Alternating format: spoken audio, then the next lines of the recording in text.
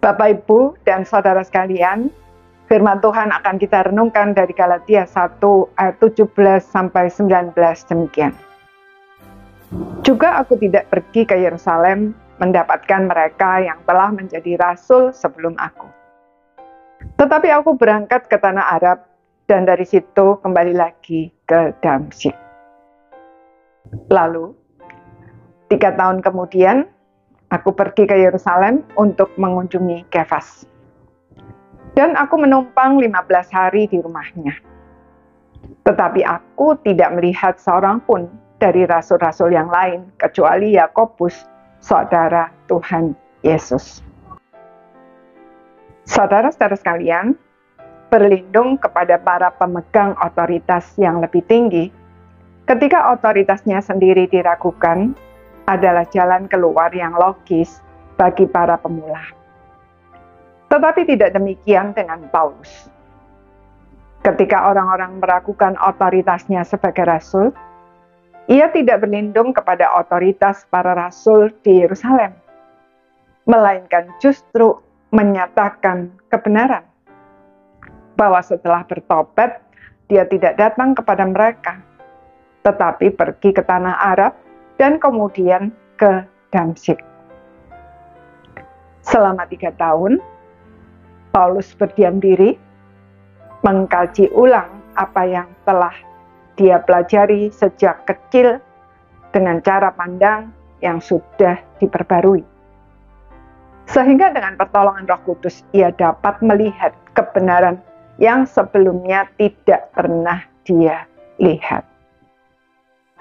Setelah itu, barulah ia pergi ke Yerusalem dan menumpang di rumah Petrus selama 15 hari. Selama itu pun tidak ada dari antara para rasul yang dia jumpai kecuali Yakobus.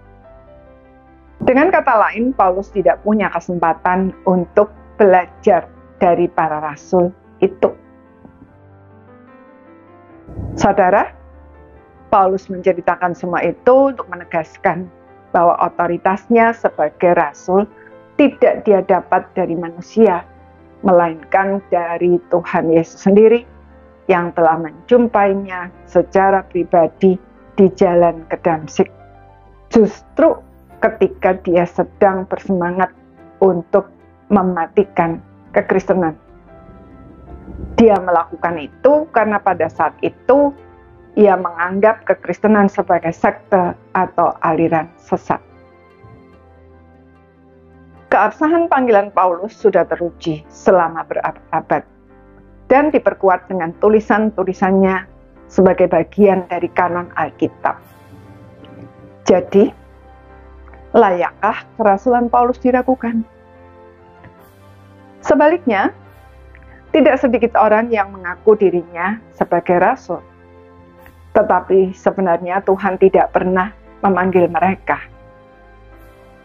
Mengapa demikian?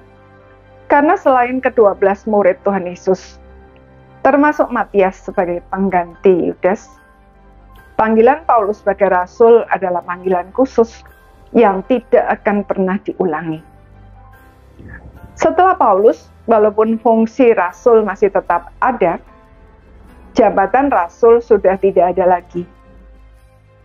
Lagi pula, hari ini Tuhan sudah memberikan Alkitab dan otoritas kepada lembaga gereja untuk menabiskan para pelayan jemaat, termasuk para misionaris.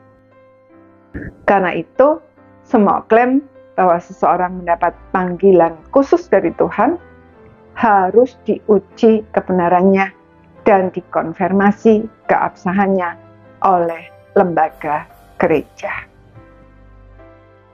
Kiranya Tuhan menolong kita untuk dapat membedakan yang benar dan yang palsu. Amin.